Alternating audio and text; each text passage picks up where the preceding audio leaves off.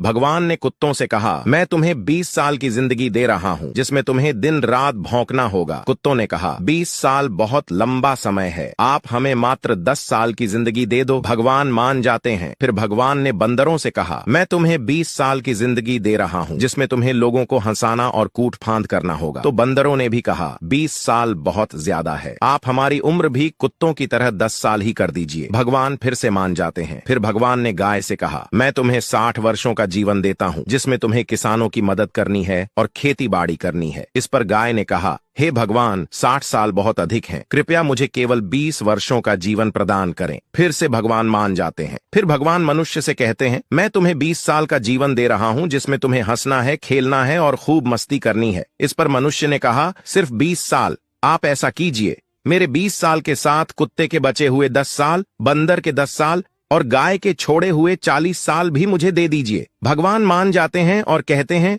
जैसी तुम्हारी मर्जी।